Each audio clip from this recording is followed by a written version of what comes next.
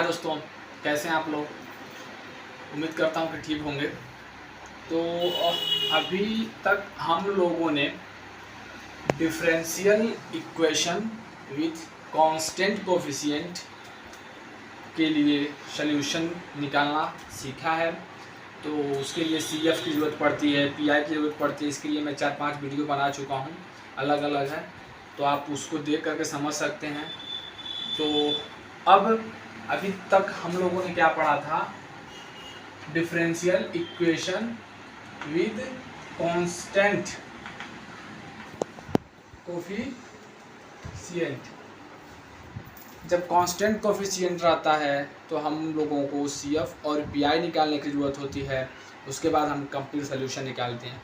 But अब आप सोचिए कि अगर कांस्टेंट कोफिशिएंट ना हो, इसका मैं एक एग्जांपल लिख देता हूँ पहले। d2y/dx² plus 4dy/dx plus y equal to e⁻x। तो इसमें देखिए जो कोफिशिएंट है ना, जो कोफिशिएंट है यहाँ पर एक है, तो ये कांस्टेंट था, तो ये वाला CF और PI हम लोग निकालते थे। बट अगर आप सपोज करिए कि यहाँ पे वेरिएबल हो, जैसे x हो जाए या x² हो जाए, जो भी हो वेरिएबल हो, तो कैसे सॉल्व करेंगे। तो वहाँ पे हमको CF और PI की ज़रूरत नहीं पड़ती है। डायरेक्ट हम CF और PI निकाल करके ऐड नहीं कर सकते। तो उसके लिए हमारा टॉपिक है linear differential equation with variable coefficient. तो उसको सॉल्व करने के लिए बहुत सारे तरीके हैं। Differential equation with variable coefficient, इसको निकालने के लिए, ऐसे डिफरेंशियल इक्वेशन को सॉल्व करने के लिए हमारे पास बहुत से तरीके हैं। मैं सबका जिक्र तो नहीं अभी करूँगा, फ़िलहाल जो हम टॉपिक पढ़ाने जा रहे हैं उस पर केवल डिस्कशन करेंगे। जैसे है एक Cauchy Euler's homogeneous differential equation, ये तरीका है। फिर एक है वन इंटीग्रल नॉन मेथड, इससे भी हम निकालते हैं इस टाइप की इक्वेशन को सॉल्यूशन, वेरिएबल कांस्टेंट वाला, वेरिएबल कोफिशिएंट वाला। और एक है फर्स्ट डेरिवेटिव रिमूवल मेथड है। तो अभी हम उन सब का जिक्र नहीं करेंगे। अभी फ़िलहाल हम जो चीज़ जिक्र करने जा रहे हैं वो चीज़ है काउची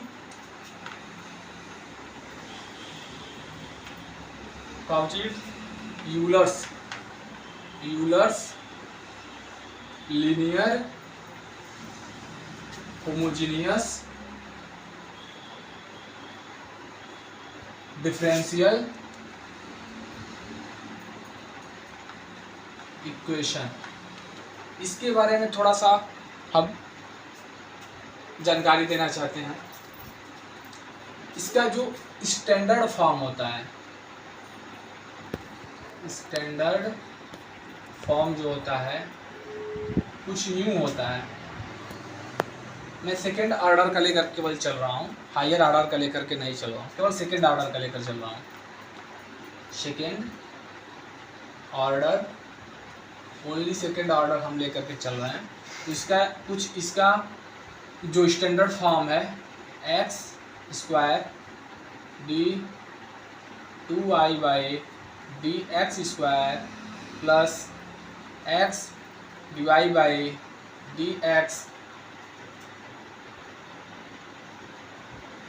प्लस y बराबर r, कुछ इस टाइप का होता है। जो सेकेंड ऑर्डर का Cauchy Euler's linear homogeneous differential equation होता है, कुछ इस टाइप का आएगा। तो ऐसे इक्वेशंस रहेंगे। तो हमारा सॉल्व करने का क्या तरीका है, ध्यान दीजिएगा। पहला काम ये करेंगे, जो x² d2y/dx²। अब हायर ऑर्डर का भी लिख सकते हैं। एक काम करते हैं, हम हायर ऑर्डर का ही बता देते हैं।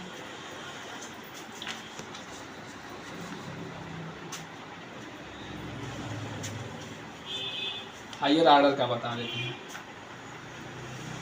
हायर ऑर्डर का लिख देते हैं, उसी से आप कम कर लीजिएगा। होता है x power n d n x y by d x power n. देखिए जितना हमारा एक्स पावर रहेगा उतना ही ऑर्डर का डेरिवेटिव भी रहेगा उसके साथ में, ध्यान रखिएगा।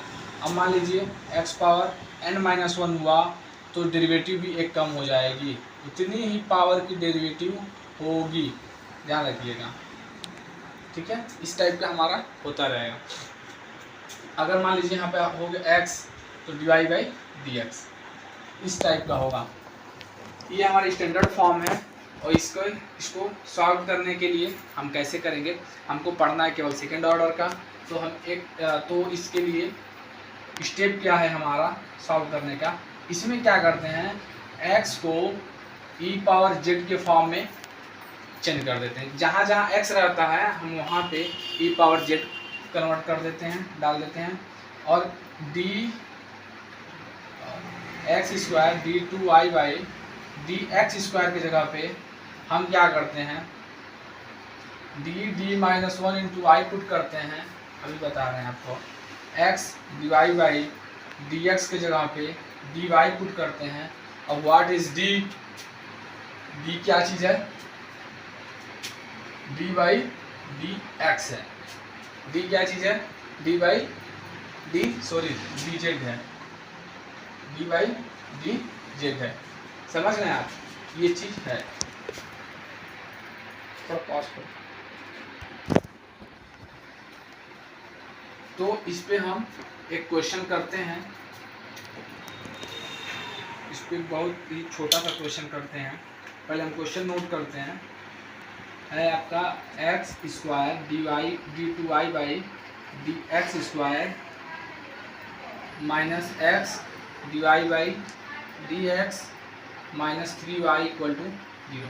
थोड़ा सा और एक बात बताना भूल गया, देखिए ये जो तरीका है ना, इसमें क्या करते हैं, इस x की जगह पे ये पुट करते हैं, इसकी जगह पे ये पुट करते हैं, इसकी जगह पे ये पुट करते हैं, इसकी जगह पे ये चीज़ होता है। मतलब चार चीज़ों को ध्यान में रखना होता है, तब तो हम काउची आइलर्स तरीका हम इक्वेशन पे लगा सकते हैं। और देखिए जब हम इस पे ये चीज़ अप्लाई कर देंगे, काउची आइलर्स तरीका अप्लाई कर देंगे, तो ये जो लीनियर डिफरेंशियल इक्वेशन होता है वो हमारा linear differential equation with constant coefficient में चेंज हो जाता है। और फिर कांस्टेंट कोफिशिएंट में जब चेंज हो जाता है तो हम CF और PI निकाल लेते हैं और फिर उसको ऐड कर देते हैं, हमारा कंप्लीट सोल्यूशन आ जाता है। तो हम इसको सॉल्व करने का तरीका बता रहे हैं, एक लिए हैं, उसके बाद देखते हैं क्या होता है। देखिए ये चीज़ आ गया, x पे पावर जितना रहेगा उतनी ऑर्डर का डेरिवेटिव भी होना चाहिए, कंडीशन है। देखिए आ गया, तो इसके जगह पे हम ये चीज़ लिख देंगे d minus one into y, minus है माइनस लिखिए x divide by d x. ये भी देखिए x पे पावर वन है तो डेरिवेटिव भी वन ही ऑर्डर का है, तो इसके जगह पे हम dy बताएं आपको। और हाइयर ऑर्डर का रहेगा, क्यूब टाइप का रहेगा, जिसे x cube d cube y by d x cube रहेगा, तो d minus one d minus two हो जाएगा। बस ऐसे बढ़ते रहेंगे, हम कोई दिक्कत नहीं है। फिर minus three y equal to zero. अब ध्यान दीजिएगा, अब ये जो आ गया ना, अब हमने d इक्वल टू ये लिया है ना, तो अब हमारा इसमें जो इंडिपेंडेंट वेरिएबल है, इसमें तो x था, अब इसमें जो है इंडिपेंडेंट वेरिएबल वो z हो जाएगा। ध्यान दीजिएगा, यहाँ पे लिख लीजिए, यहाँ पे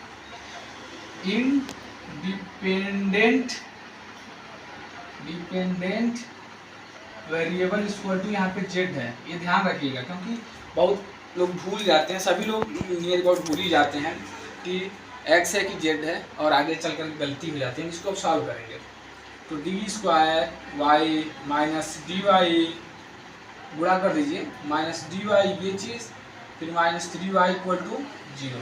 ये हो जाएगा D two y minus two D y minus three y equal to zero. अब देखिए ये चीज़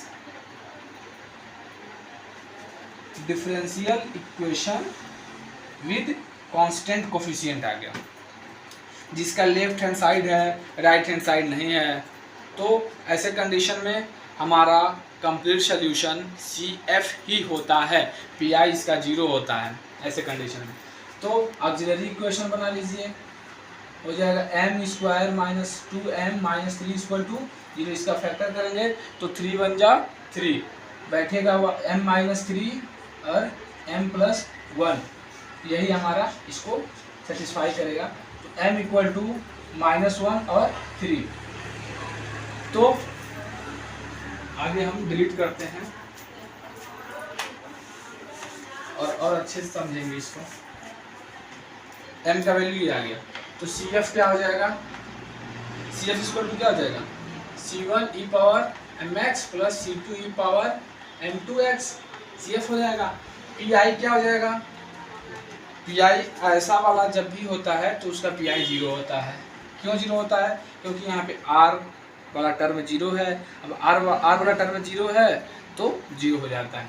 तो कंप्लीट सोल्यूशन हमारा, सॉरी देखिए हमने भी गलती कर दिया, यहाँ पे CF C1 e power x नहीं होगा। अब यहाँ ये फंक्शन हमारा इंडिपेंडेंट वेरिएबल z है ना, तो ये z का होगा, e पावर z हम लिखेंगे। अब e पावर 3z लिखेंगे।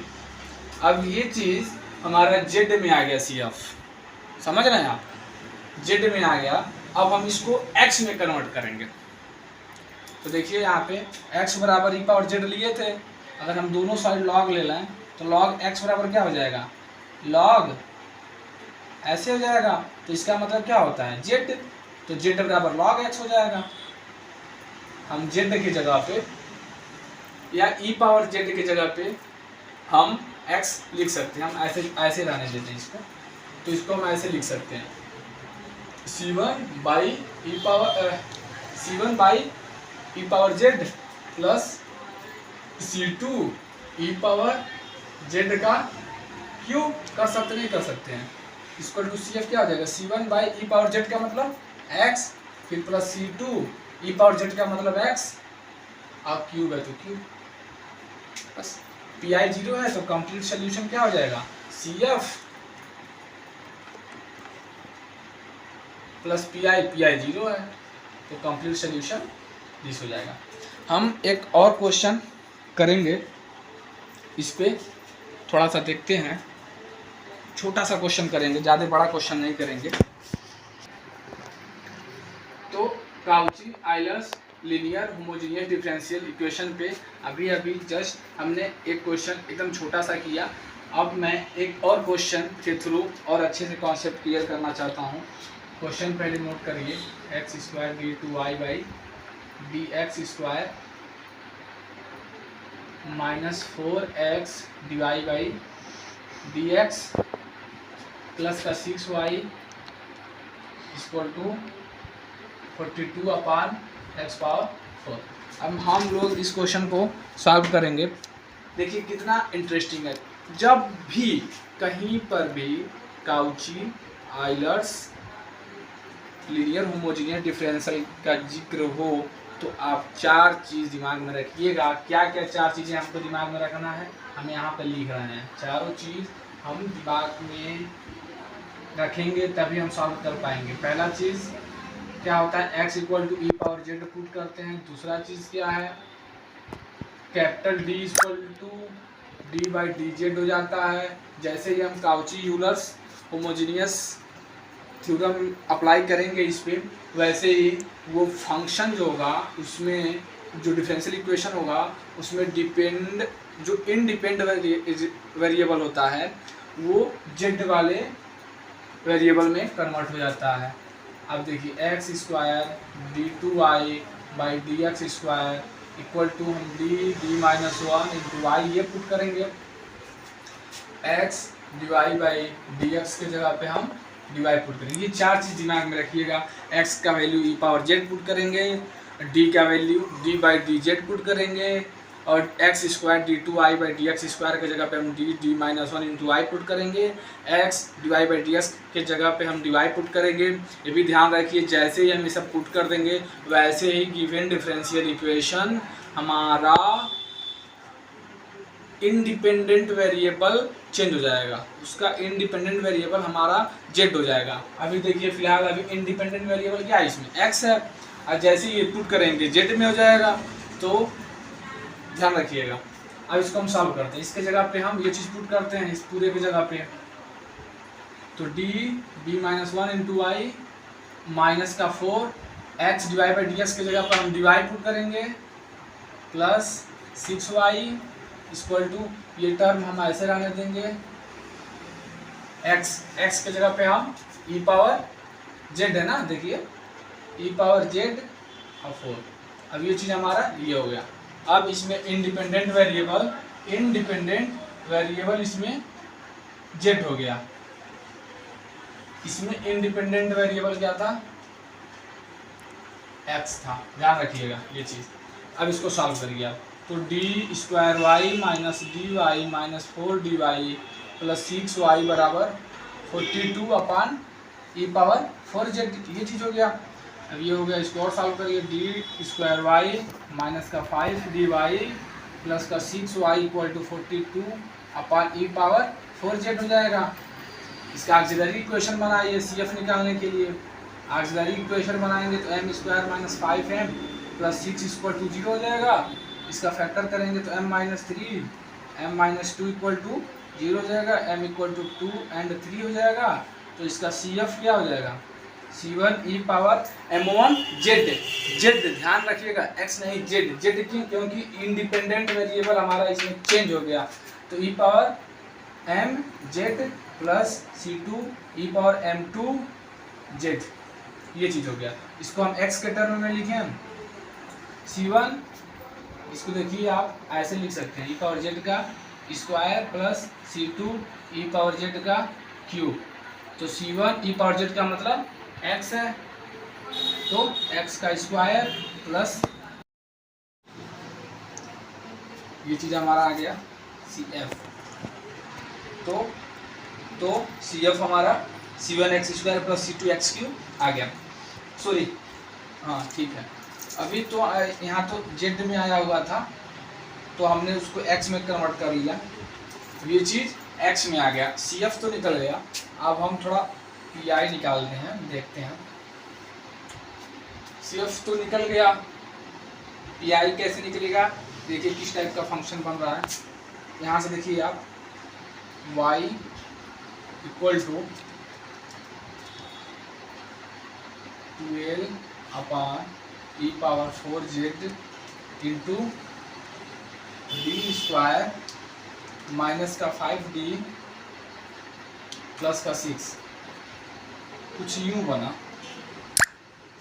तो ये अभी भी ये आएगा तो z में ही आएगा, तो फिर इसको हम x में कन्वर्ट कर लेंगे, तो y equal to E power 4z को हम ऊपर ले जाएंगे, तो 12 into E power minus 4z divided by D square minus 5d plus 6, ये चीज़ आ गया।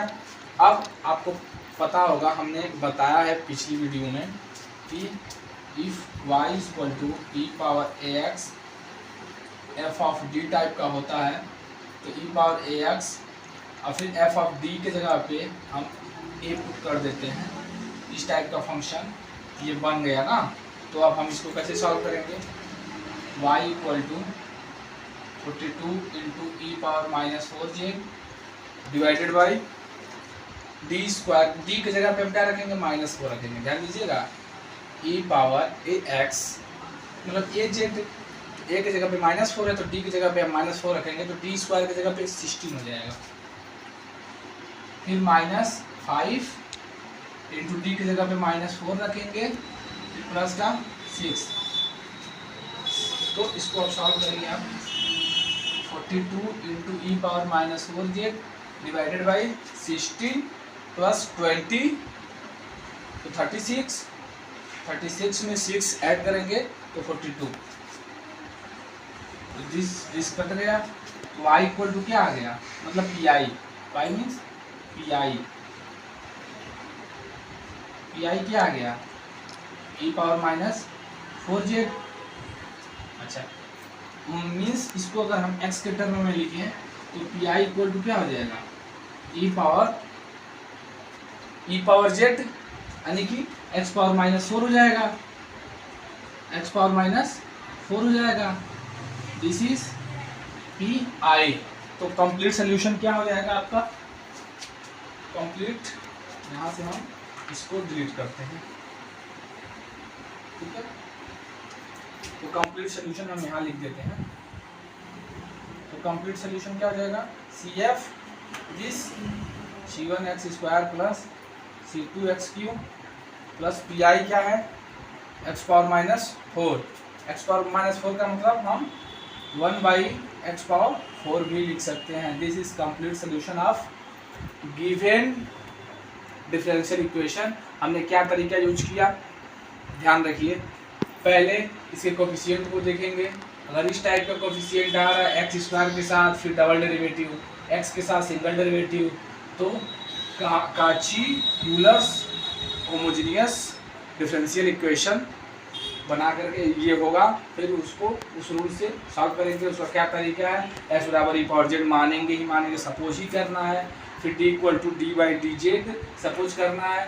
फिर इसके जगह पे ये रखना है, इसके जगह पे ये रखना है। ये 4 चीज़ आपको दिमाग में रखना ही होगा। अभी इस लॉ पे, इस नियम पे हमने 2 क्वेश्चन सॉल्व किए हैं और अच्छे क्वेश्चन हम अगली वीडियो में लेकर के आने वाले हैं। तब तक के लिए धन्यवाद।